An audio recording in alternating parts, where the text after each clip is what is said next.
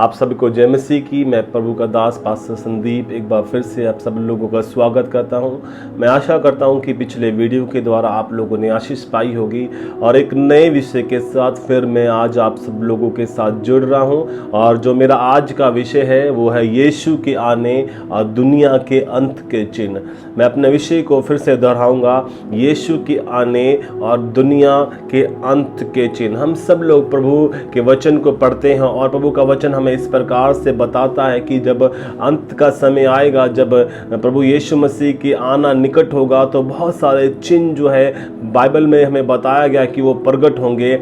और अगर हम प्रभु के वचन में से देखें, लुका की किताब उसका 21 और उसका 34 से 36, परमेश्वर का वचन इस प्रकार से हम लोगों को बताता है, इसलिए सावधान रहो, ऐसा ना हो कि तुम्हारे मन खुमार और मतवालेपन और इस जीवन की चिंताओं से सुस्त हो जाएं और वह दिन तुम पर फंदे की नाई अचानक आ पड़े, क्योंकि वह सारी पृथ्वी के सब रहने वालों पर इसी प्रकार आ पड़ेगा। इसलिए जागते रहो और हर समय प्रार्थना करते रहो कि तुम इन सब आने वाली घटनाओं से बचने और मनुष्य के पुत्र के सामने खड़े होने के योग्य बन सको। प्रभु का वचन हम लोगों को बताता है कि हम लोगों को जागते रहना है और तैयार रहना है, ताकि हम इन आने वाली घटनाओं से बच सकें। जो ये चिन्ह प्रकट होंगे, इनसे हम बच सकें और अपने आप को प्रभु के पुत्र के सामने खड़े होने के योग्य बना सकें, यीशु के सामने खड़े होने के योग्य बना सकें। अगर आज हम बात करें तो वो कौन कौन से चिन्ह हैं जो बाइबल कहती है प्रकट होंगे और प्रकट हो रहे हैं। पहला चिन्ह जो है, प्रभु का वचन इस प्रकार से बताता है, मत्ती की किताब उसका 24 उसका 1 और 2 के अंदर मैं आप लोगों के लिए पढ़ देता हूं परमेश्वर के वचन में से। जब यीशु मंदिर से निकलकर जा रहा था तो उसके चेले उसको मंदिर की रचना दिखाने लगे और उसके पास आए। तो यीशु ने उनसे कहा, क्या तुम यह सब नहीं देखते? मैं तुमसे सच कहता हूं, यहाँ पत्थर पर पत्थर भी ना छूटेगा जो उठाया ना जाएगा।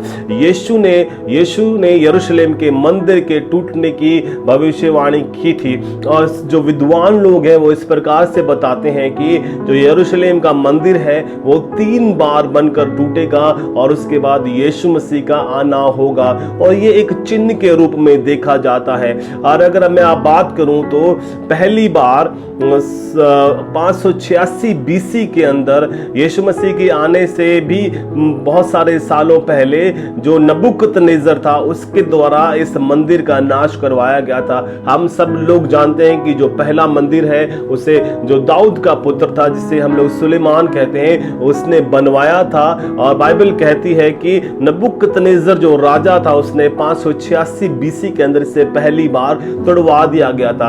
अगर हम परमेश्वर के वचन में देखें इसकी पुष्टि के लिए तो यिर्मयाह की किताब उसका 52 अध्याय और इसका 12 से 13 में प्रभु का वचन इस प्रकार से बताता है, फिर उसी वर्ष अर्थात बाबुल के राजा नबूकदनेस्सर के राज्य के 19वें वर्ष के 5वें महीने के 10वें दिन को जल्लादों का प्रधान नबूजरदान जो बाबुल के राजा के सम्मुख खड़ा रहता था यरूशलेम में आया और उसने यहोवा के भवन और राजभवन और यरूशलेम के सब बड़े बड़े घरों को आग लगवाकर फुकवा दिया। यहाँ पे हम लोग पाते हैं कि ये जो मंदिर था वो नबूकदनेस्सर के द्वारा जो है वो जलवा दिया गया था।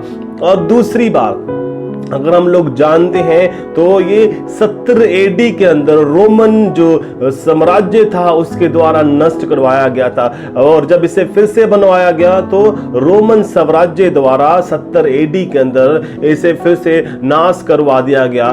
तो अब हम लोगों को ये जरूरी है, ये वो बात जो है वो याद रखना है कि यरूशलेम का मंदिर जो है वो 3 बार बनकर टूटेगा और फिर यीशु मसीह के आने होगा। और हम लोग जानते हैं कि पहला चिन्ह जो हमने बात किया वो है कि यरूशलेम का मंदिर बनकर टूटेगा और हम देखते हैं भी हैं कि 2 बार ये बनकर टूट चुका है। और अगला चिन्ह जो है जिसकी हम लोग बात करेंगे, जिसके विषय में परमेश्वर का वचन कहता है, वो है कि अंत के दिनों में झूठे मसीह आएंगे।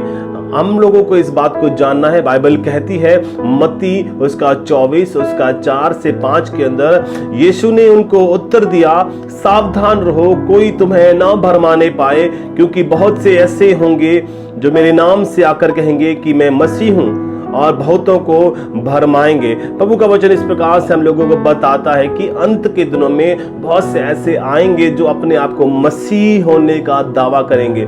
ये दूसरा चिन्ह है जिसके विषय में आज हम लोग बात कर रहे हैं कि अंत के दिनों में झूठे मसीह उठ खड़े होंगे। और मेरी जो पहली वीडियो थी जो मैंने बनाई थी फॉल्स प्रॉफिट, झूठे भविष्यवक्ताओं के नाम से, उसमें मैंने इस बात को बताया था कि कैसे अंत के दिनों में झूठे मसीह और झूठे भविष्यवक्ता उठ खड़े होंगे।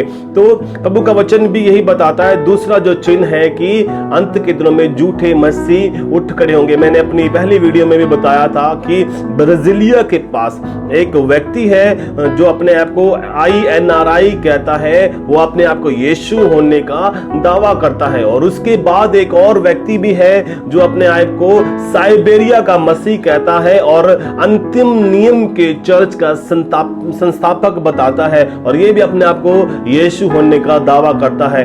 और एक और व्यक्ति के विषय में मैं आपको बताना चाहूंगा, ये दक्षिणी अफ्रीका के ओशे मोजेस हैं जो कि अपने आप को यीशु होने का दावा करते हैं। और हम इन बातों को आज होते हुए देख रहे हैं। परमेश्वर का वचन कहता है कि अंत के दिनों में झूठे मसीह आएंगे और हमें इनसे सावधान रहने की जरूरत है। अब हम आगे बढ़ेंगे और हम तीसरे चिन्ह की ओर बढ़ेंगे।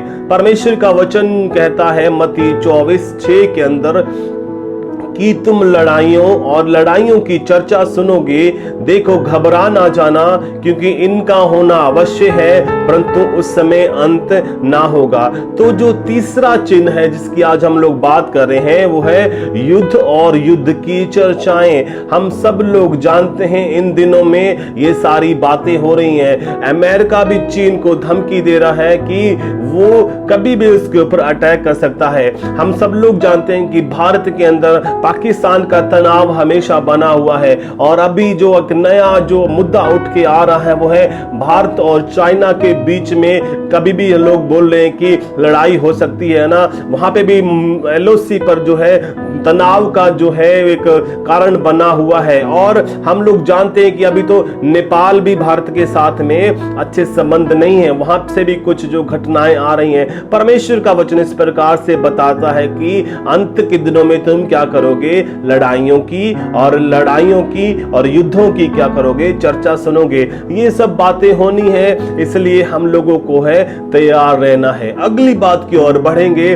परमेश्वर का वचन इस प्रकार से कहता है मत्ती उसका 24 उसका 7 और 8 के अंदर, क्योंकि जाति पर जाति और राष्ट्र पर राष्ट्र चढ़ाई करेगा और जगह जगह अकाल पड़ेंगे और भूकंप होंगे, ये सब बातें पीड़ाओं का आरंभ होंगी। चौथी बात हम जो आज देखने वाले हैं, प्रभु का वचन बताता कि जब अंत के दिन आएंगे तो जाति पर जाति क्या करेगी, चढ़ाई करेगी। हमने पिछले दिनों में ही अपने देश में देखा कि कैसे हमारे मुस्लिम भाइयों और जो हिंदू भाई थे उनके बीच में तकरार हुआ, लड़ाई हुई, काफी लोगों की मौत हुई। और ये हम सब जानते दिल्ली के अंदर ये हुआ था।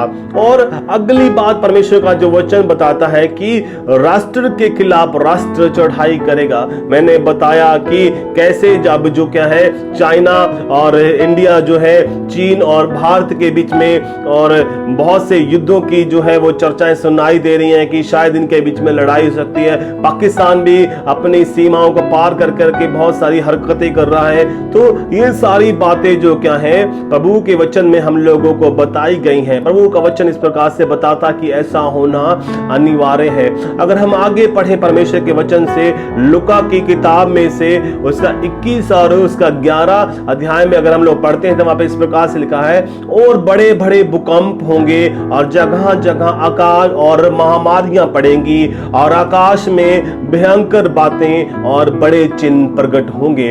परमेश्वर का वचन हमें बताता है कि जब अंत के दिन आएंगे, जब लोग अंतिम दिनों में होंगे तो महामारियां आएंगी। और हम सब इस बात से अछूते नहीं है। हम सब लोगों को पता है कि अभी जो है कोरोना महामारी पूरे विश्व के अंदर है और इस महामारी ने पूरे वर्ल्ड को हिला करके रख दिया है, उसकी इकोनॉमी को हिला करके रख दिया है। मगर परमेश्वर का वचन हमें जो है वो बताता है कि अंत के दिनों में महामारियां होंगी, बहुत सी महामारियां आएंगी। ये प्लूरल वर्ड है, तो हम लोगों को इस बात को जानना है कि सिर्फ कोरोना जो महामारी है वो आखिरी महामारी नहीं है। और छठी जो बात मैं आज आप लोगों को बताना चाहूंगा कि अंत के दिनों में महामारियां आएंगी, ये अंत के दिनों की निशानी है। प्रभु हमें ये बात को बताना चाहता है कि हमें इन बातों को याद रखना है। परमेश्वर का वचन हम लोगों को सिखाता है कि अंत के दिनों में महामारियां आएंगी। कोरोना तो सिर्फ एक महामारी है, मगर अभी और भी बहुत सी आने की संभावना है। तो हम लोगों को तैयार रहना है, ताकि परमेश्वर का जो वचन हम लोगों को बताता है उससे हम जो अछूते ना रह जाएं। और उसके आगे प्रभु का वचन कहता है लूका की किताब 21:25 के अंदर, और सूरज और चांद और तारों में चिन्ह दिखाई देंगे, और पृथ्वी पर देश देश के लोगों पर संकट होगा, क्योंकि वे समुद्र के गर्जन और लहरों का कोलाहल से घबरा जाएंगे। परमेश्वर का वचन कहता है कि वो बहुत सारे चिन्ह जो हैं वो आकाश के अंदर और समुद्र के अंदर दिखाई देंगे। तो सातवां चिन्ह जिसकी आज हम बात करेंगे, समुद्र में गर्जन और लहरों का कोलाहल। हम लोगों ने पिछले दिनों में सुना कि कैसे निसर्ग जो तूफान जो भारत के अंदर आया, बॉम्बे, गुजरात, हम सब लोग जानते हैं असम साइड में ये समुद्र के जो इलाके वहां पर ये तूफान आया और बहुत सारी तबाही कर करके गया।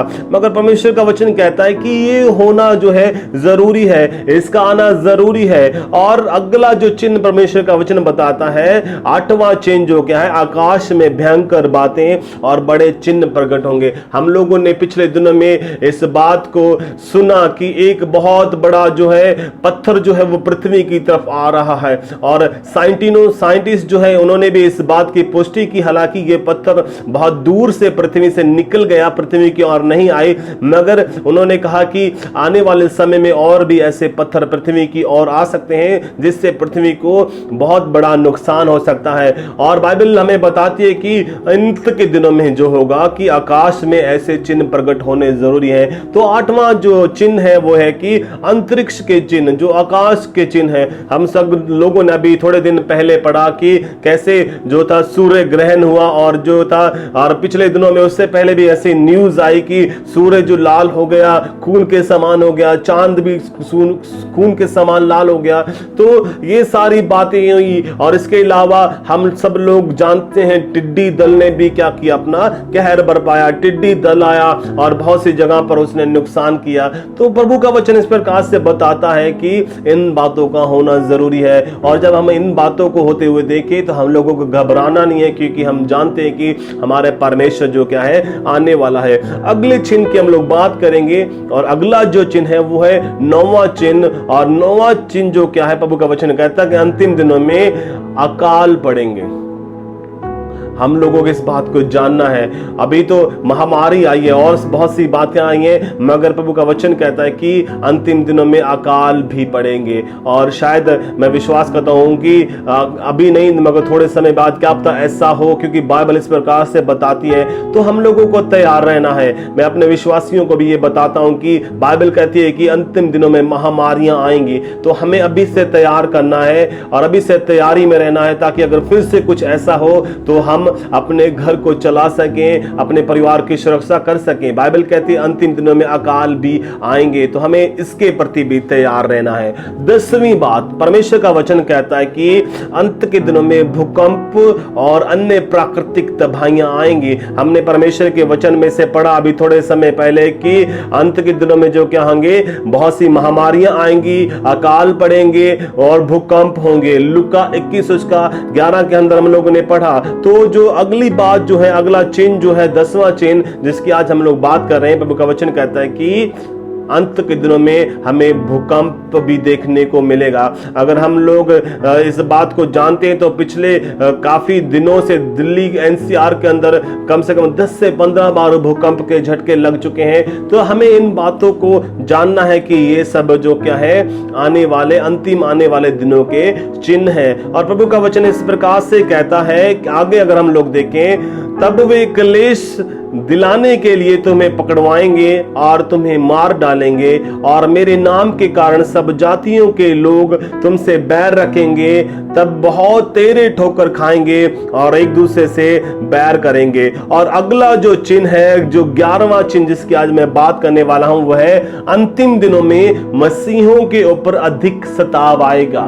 जी, अंतिम दिनों में मसीहों के ऊपर और अधिक सताव आएगा। प्रभु का वचन कहता है मत्ती 24 इसका 9 और 10 के अंदर कि अंतिम दिन जब आएंगे तो बहुत सारे मसीहों को क्या किया जाएगा, पकड़ा जाएगा, और बहुत से मसीहों को क्या किया जाएगा, मारा जाएगा। मगर प्रभु का वचन कहता है कि हम लोगों को इस बात से डरना नहीं है ना। बाइबल इस प्रकार भी बताती है कि इस बात को लेकर के भी बहुत से लोग क्या करेंगे, ठोकर खाएंगे। मगर प्रभु का वचन आगे हमें बताता है कि हम लोगों को डरने की जरूरत नहीं है, क्योंकि प्रभु का वचन कहता है लुका 21 उसका 13 और 15 के अंदर, पर यह तुम्हारे लिए गवाही देने का अवसर हो जाएगा। शायद हम लोग पकड़वाए भी जाएं, शायद हमारे ऊपर सताव भी आए, मगर हमें डरने की जरूरत नहीं है, क्योंकि परमेश्वर का वचन कहता है कि यह हमारे लिए क्या होगा, गवाही देने का समय होगा। इसलिए अपने अपने मन में ठान रखो कि हम पहले से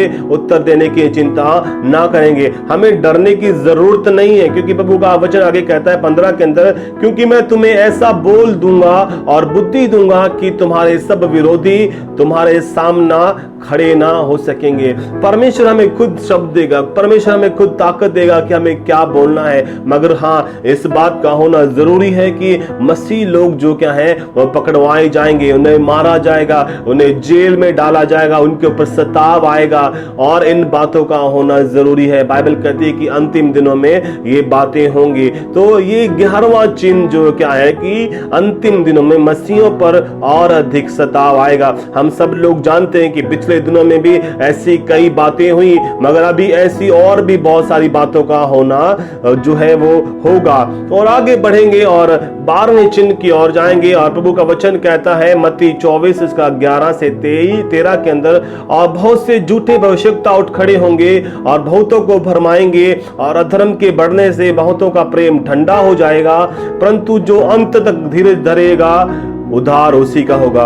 अगला चिन्ह जिसकी परमेश्वर बात हमें बताता है कि अंतिम दिनों में बहुत से झूठे भविष्यवक्ता उठेंगे और कई लोगों को धोखा देंगे। मैंने इसके ऊपर एक स्पेशल वीडियो बनाया है, आप जाकर के इसे जरूर देखें। और मैंने इसके ऊपर बताया है कि कैसे अंत के दिनों में झूठे भविष्यवक्ता उठ खड़े होंगे। बाइबल भी यही बताती है ना। हम लोग सब जानते हैं कि हमारे चारों ओर अभी भी बहुत से ऐसे झूठे भविष्यवक्ता उठ खड़े हुए हैं, और मैंने उस वीडियो में बताया है कि झूठे भविष्यवक्ता क्या काम करते हैं, उनका क्या काम होता है, कैसे हम उन्हें पहचानते हैं। तो आप उस वीडियो को भी जरूर देखेंगे। और 12वां जो चिन्ह जिसकी आज हम लोग बात कर रहे हैं, बाइबल कहती है कि अंत के दिनों में झूठे भविष्यवक्ता उठ खड़े होंगे। और अगले चिन्ह की ओर बढ़ेंगे। परमेश्वर का वचन कहता है कि अंत के दिनों में और क्या क्या चिन्ह होंगे। परमेश्वर का वचन बताता है मत्ती 24 और उसकी 14 के अंदर, हर राज्य का यह सुसमाचार सारे जगत में प्रचार किया जाएगा कि सब जातियों पर गवाही हो, तब अंत आ जाएगा। परमेश्वर का वचन कहता है कि जो 13वां जो चिन्ह है वो इस प्रकार से कहता है कि पूरी दुनिया में सुसमाचार प्रचार किया जाएगा। परमेश्वर के वचन का जो सुसमाचार है वो हर जाति को सुनाया जाएगा, हर जगह पे, हर देश में, हर कोने कोने में पहुंच जाएगा। और प्रभु का जो सुसमाचार है, जिसे हम परमेश्वर का वचन भी कहते हैं, परमेश्वर की गवाही जो है पूरी दुनिया के छोर तक दे दी जाएगी। और ये एक चिन्ह है। और हम लोग सब देखते हैं आजकल न्यूज के अंदर कि परमेश्वर का वचन जो है टीवी के द्वारा, फेसबुक के द्वारा, यूट्यूब के द्वारा, अलग अलग सोशल मीडिया प्लेटफॉर्म के द्वारा दूर दूर तक पहुंच जा रहा है। और काफी लोग जो है उसको सुन करके, उसे देख करके विश्वास कर रहे हैं। हम लोग इस बात को जानते हैं। ये 13वां चिन्ह है। परमेश्वर का वचन कहता है कि जब अंतिम दिन आएंगे, परमेश्वर का जो सुसमाचार है वो सारे कोनों कोनों पर, जातियों के बीच में, कबीलों के बीच में, जंगलों के बीच में प्रचार किया जाएगा। और अगले चिन्ह की ओर बढ़ेंगे। परमेश्वर का वचन कहता है मत्ती 24 उसका 32 से 33 के अंदर, कि अंजीर के पेड़ से ये दृष्टांत सीखो, जब उसकी डाली कोमल हो जाती और पत्ते निकलने लगते हैं तो तुम जान लेते हो कि ग्रीष्म काल निकट है। इसी रीति से जब तुम इन सब बातों को देखो तो जान लो कि वह निकट है, वरन द्वार पर है। परमेश्वर का वचन जो हमें बताता है, 14वां जो चिन्ह है वो ये है कि जब तुम क्या करो, अंजीर के पेड़ के पत्ते निकलते देखते हो। तो अंजीर का जो पेड़ है वो इजराइल को दर्शाया गया है। और इसका मतलब यह है कि अगर हम परमेश्वर के वचन में देखें, होशा नबी की किताब 9 उसका 10 के अंदर, मैंने इजराइल को ऐसा पाया जैसे कोई जंगल में दाख पाए, और तुम्हारे पुरखाओं पर ऐसी दृष्टि की जैसे अंजीर के पहले फलों पर दृष्टि की जाती है। इजराइल को जो है अंजीर के पेड़ के समान दर्शाया गया है। और प्रभु का वचन कहता है, जो 14वां चिन्ह है कि जब इजराइल के लोग जो क्या है वो वापस अपने देश में आने लग जाएंगे, अपने देश में इकट्ठे होने लग जाएंगे, तो परमेश्वर के पुत्र का आना जो हो वो आना निकट हो जाएगा। और हम लोगों ने पिछले दिनों न्यूज में देखा कि काफी देशों से जो इजरायली लोग हैं वो अपने देश वापस लौट रहे हैं और वापस अपने देश को आ रहे हैं। इंडिया से भी बहुत सारे इजरायली लोग जो थे वो इजराइल वापस जा चुके हैं। उन्हें भारतीय जो सरकार है उसने उन्हें रिलीज कर दिया है। तो ये चिन्ह भी पूरा हो रहा है और ऑलमोस्ट 90% ये चिन्ह जो है वो पूरा हो चुका है। और आगे बढ़ेंगे, प्रभु का वचन कहता है लूका 21 का 20 के अंदर, जब तुम यरूशलेम को सेनाओं से घिरा हुआ देखो तो जान लो कि उसका उजड़ जाना निकट है और ठाना गया है। तो जो 15वां चिन्ह है और जो आखिरी चिन्ह है जिसकी आज मैं बात करने वाला हूं कि वो ये है कि यरूशलेम जो क्या है एक बार फिर से क्या है वो तितर बितर किया जाएगा और उसके प्रति आक्रमण किया जाएगा और सेनाएं जो क्या है उसको घेर लेंगी। आज हम सब लोग जानते हैं कि यरूशलेम एक ऐसा देश है जो पूरे चारों ओर से मुस्लिम राष्ट्रों से घिरा हुआ है और वो सारे उसके विरुद्ध हैं, मगर प्रभु का हाथ इजराइल के ऊपर है और यरूशलेम के ऊपर है, तो इसलिए अभी तक वो बचे हुए हैं। मगर परमेश्वर का वचन कहता है कि वो दिन आएगा जब पूरा यरूशलेम जो क्या है वो घेरा जाएगा और सेनाएं उसके चारों ओर होंगी। तो ये भी एक चिन्ह है जिसकी हम लोगों को जानकारी होनी चाहिए कि जब हम लोग यरूशलेम को सेनाओं से घिरे देखें तो हम लोग इस बात को जान लें कि परमेश्वर का आना निकट है और ये दुनिया का खात्मा होने वाला है, दुनिया का अंत होने वाला है। प्रभु आप सब लोगों को इन चिन्हों के द्वारा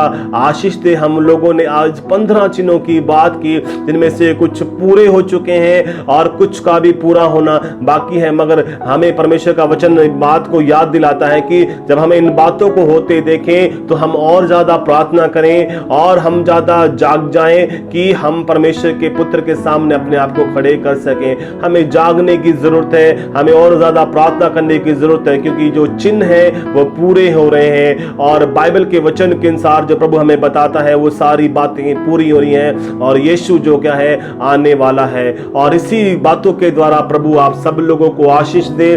मैं आपसे निवेदन करता हूं कि अगर इन वीडियो के द्वारा प्रभु आप लोगों को आशीष देता है तो आप दूसरे लोगों के साथ जरूर बांटें ताकि प्रभु उन्हें भी आशीष दे। सभी को जय मसीह की। प्रभु आप सब लोगों को आशीष दें।